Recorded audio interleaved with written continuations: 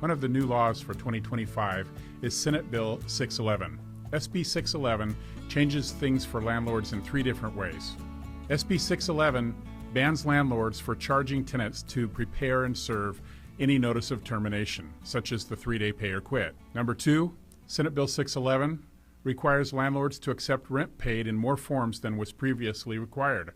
And number 3, SB 611 addresses landlords who require more than 1 times the rent for security in any form with regard to military service members. I will place a link to the Civil Code for SB 611 in the comments below. Hi, I'm John Tyner, owner and CEO of Tyner Property Management.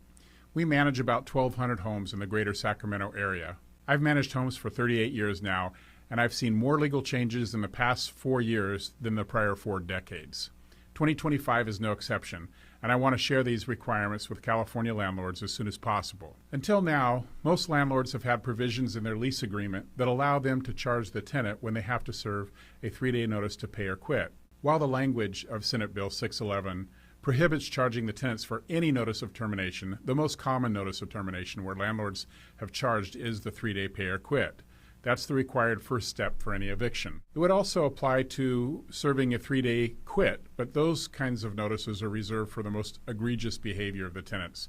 For example, if a tenant was selling drugs out of the house and there was a police bust and they found a meth lab there, you could just give a tenant a notice to quit, but you couldn't charge them for that under Senate Bill 11. Not charging tenants for notices of termination also applies to standard 30, 60, or 90-day notices of termination, but in most cases, leases don't provide for owners charging the tenant for those notices anyway. So we're mostly focused on 3-day pay or quits. You can't charge tenants for those. So for best practices with regard to this new rule, I think number 1, if your lease agreement says anything about charging the tenants for serving a notice of termination, such as your 3-day pay or quit, take it out of your lease agreement. Or use a lease service that has updated forms.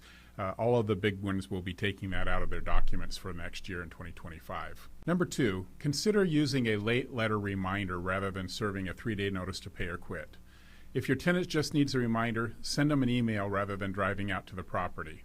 Number 3, serve a 3-day notice to pay or quit only when you fully expect that you will be moving forward with an eviction. 4, consider having your eviction attorney prepare and serve any 3-day notice to pay or quit. Failure to do this step correctly is the number 1 reason that evictions are tossed out of court. I highly recommend having a pro do it right the first time. That's our common practice at Tyner Property Management. If we expect that the 3-day notice we're serving is going to lead forward into an eviction, we have the attorney serve it because we know that the service won't be questioned and it will be prepared correctly. Number 5, don't allow your tenants to pay chronically late. If you do allow it, your actions are setting up a detrimental reliance whereby the tenant can claim it's okay to pay late because you've been accepting it that way for so long. Senate Bill 611 also requires that landlords allow tenants to pay rent and security deposit by at least one other form other than cash or electronic funds transfer.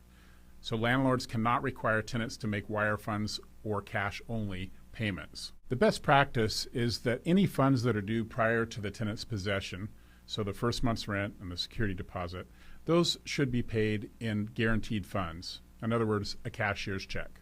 Some landlords take money orders, but don't take a personal check for that. Also, accepting cash can be dangerous. I recommend that landlords don't do it because if other people recognize that you're bringing in this cash every month at the same time, that pattern can kind of set you up to be robbed. SB 611 also contains a provision for military service members. It requires that any security, that could be the security deposit, a pet deposit, so any security charged to a military member in excess of 1 times the rent after April 1st of 2025 also has a written statement of explanation as to why the extra security was charged.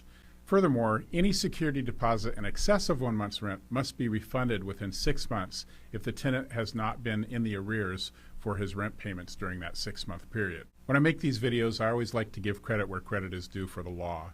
SB 611 was authored by a Democrat, Bill Dodd, and it passed with 29 Democratic votes. 2 Republicans also joined with them. Quite a few voted against it. And then it was signed into law by Governor Newsom, who's also a Democrat. If you found this video helpful, be sure to like and subscribe because we have a lot more to share with landlords. By way of disclosure, I am not an attorney. Tyner Property Management is not a law firm. If you need some legal help with your property, you need to seek out legal help that will help you with your specific needs. If, on the other hand, you need some help with your rental property and you'd like to have Tyner Property Management help you, we would love to talk to you. You can reach out to us a couple of ways. You can call us at 916-974-6003. You can email us at info@tyner.com. You can also check us out on our website, which is tyner.com. Our website has a written version of this video blog and blogs for several other new laws for 2025.